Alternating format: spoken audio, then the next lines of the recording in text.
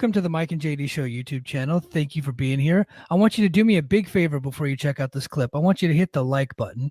I want you to throw in a comment and make sure you're a subscriber to this channel. And then I want you to share this video with your friends. Help us defeat the algorithm. And then if you like this content and you appreciate this content, please head over to patreon.com/the Mike and JD Show and support the show. That is how we actually get funded to be able to do this. So we thank you very much for being here. And now enjoy the clip.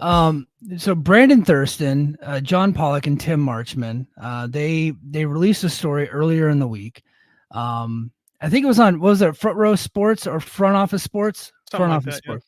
Yeah, Front Row Sports was the old like website I used to go to watch free pay-per-views and like at a Sunday NFL Ticket. Like you could just go and like give you a bunch of viruses on your computer, but you got to watch it for free.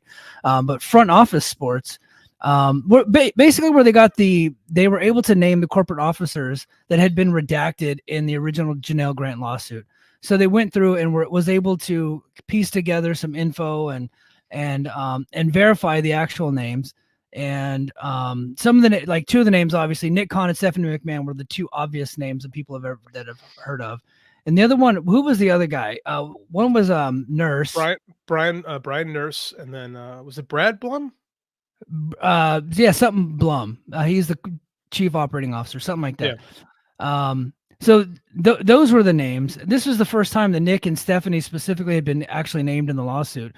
Now, I do want to say, because I felt like, and I don't feel sorry for WWE for this happening, but I did feel like the original headline was a tad misleading because it said named in sex trafficking lawsuit. And I think people thought that maybe like that they were like named as like bad actors in the lawsuit. And then when you actually read what happened, it was like, okay, like they're not even alleging that they were a part of the raping or the sex trafficking or anything like that.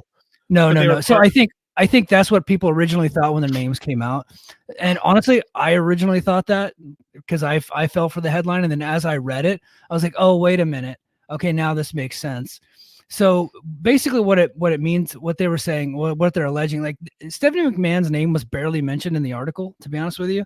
It didn't seem like much. It just said that she kind of knew of Vince's exploits previously, that he had done some dirty deeds previously. And then all it alleges that Nick Khan was a part of was that he just was aware of their relationship and knew who Janell Grant was, but they're not alleging that they had done anything like unsavory. However, Nick Khan knew that Vince McMahon was having a relationship with this woman, that Blum had basically hired this woman against his will, as did Nurse, and for the purposes of that's Vince McMahon's girlfriend. Essentially, she had no qualifications to be there.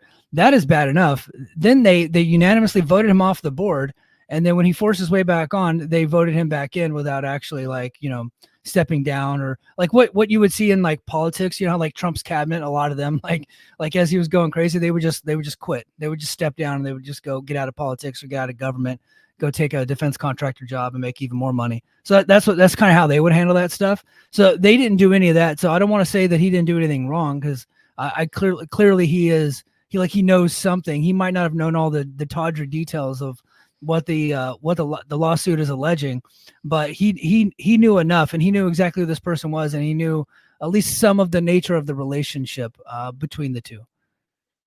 Yeah, they knew.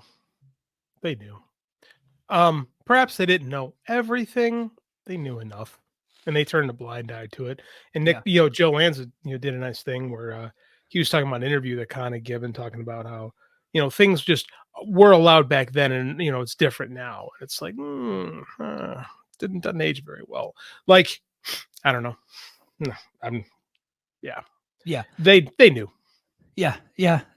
They knew. Again, they might not have known some of the worst possible stuff, but knowing that that this woman was hired for a job she wasn't qualified for, that did basically nothing and was taking company money, that's pretty bad enough. So to know now, and Lanza did put it perfectly well. Like some of the lower ranking people, yeah, of course, if some of them did know, like, what do you expect them to do? I get it.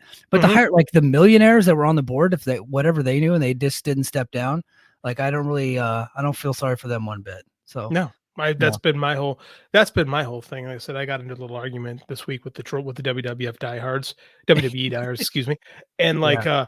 to just be like, "What do you want the whole company to go out of business?" And I'm like, kind of, but I mean, like, real in reality, I just want the people that knew to be held accountable for Yeah. letting this slide.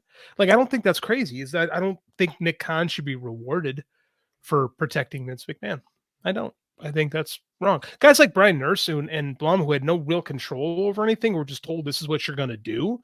I mean, Yeah. like for them, I'm kind of like, well, okay, you were just kind of in there, but like Stephanie's gone. So I mean, like, I Stephanie don't know. did quit, right? She She did did. step down, So you know?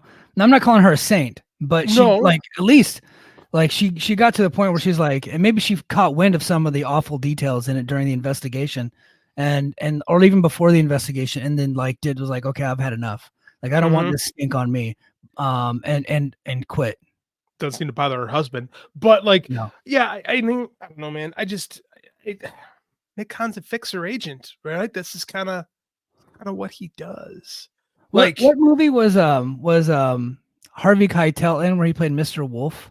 What was the name of that movie? Was that Jackie Brown? no, he was Mr. Wolf in Pulp Fiction. It was Pulp Fiction. That's right. I Yeah, knew it was Tarantino. It's been probably 25 years since I've seen Pulp Fiction, so great forgive me. movie. Great Yeah, movie. insanely great movie.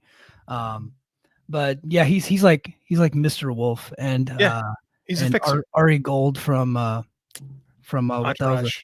Yeah, Entourage. Entourage. Well, Ari Gold is based on Ari Emanuel. Yes, yeah. Yeah, He's got like a little bit of that in him, you yeah. know. He makes problems go away, and those typically aren't the most ethical people in the world. So yeah. I'll be honest. I don't think those people should be rewarded for the roles they played in this. That's just me.